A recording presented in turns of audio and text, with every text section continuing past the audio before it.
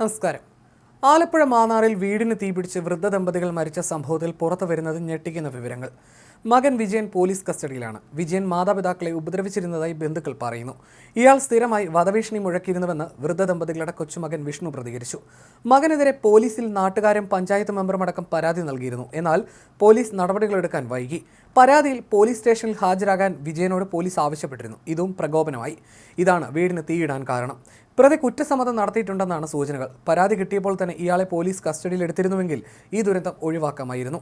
സ്വത്ത് തർക്കം ഉണ്ടായിരുന്നുവെന്നും 2 ദിവസം മുമ്പും വിജയൻ മാതാപിതാക്കളെ ഉപദ്രവിച്ചിരുന്നുവെന്നും വിഷ്ണു പറയുന്നു.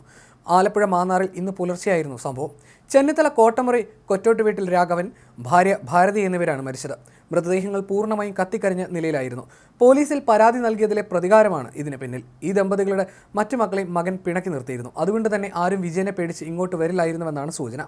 വീട് കത്തിയ നിലയിൽ കണ്ടെത്തുകയായിരുന്നു. പിന്നാലെ മകനെ കസ്റ്റഡിയിലെടുത്തു. പെട്രോൾ ഒഴിച്ച് വീടിന് തീയിട്ടുവെന്നാണ് പോലീസിനോട് ഇയാൾ പറഞ്ഞത്.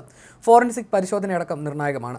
അയൽവാസികളുടെ അടക്കം മൊഴിയെടുത്തു വരികയാണ് പോലീസ്. മകൻ വിജയനൊപ്പമാണ് ദമ്പതികൾ താമസിച്ചിരുന്നതെന്നും വിവരമുണ്ട്. സ്വത്തുമായി ബന്ധപ്പെട്ട് വിജയനും മാതാപിതാക്കളും തമ്മിൽ നിരന്തരം തർക്കമുണ്ടായിരുന്നു. 2 ദിവസം മുമ്പും വിജയൻ വൃദ്ധ ദമ്പതികളെ മർദ്ദിച്ച് അവശരാക്കിയിരുന്നു. കഴിഞ്ഞ മാസം പിതാവിന്റെ കൈ മകൻ വിജയൻ തല്ലിയൊടിച്ചിരുന്നു. കഴിഞ്ഞ ദിവസവും മകൻ ഉപദ്രവിച്ചതായി രാഘവൻ പോലീസിൽ പരാതി നൽകിയിരുന്നു. ഇന്ന് മകൻ വിജയനോട് പോലീസ് സ്റ്റേഷനിൽ എത്തണമെന്ന് അറിയിച്ചിരുന്നു. ഇന്നലെ രാത്രിയിൽ മകൻ വിജയൻ വീട്ടിലുണ്ടായിരുന്നുവെന്ന് തിരിച്ചറിഞ്ഞു. നാട്ടുകാരാണ് തീപിടുത്തം ആദ്യം അറിഞ്ഞ സ്ഥലത്തെത്തിയത്. പിന്നീട് പോലീസിനെ വിവരം അറിയിക്കുകയായിരുന്നു. താമസിയാതെ തന്നെ മകനെ പിടികൂടുകയും ചെയ്തു.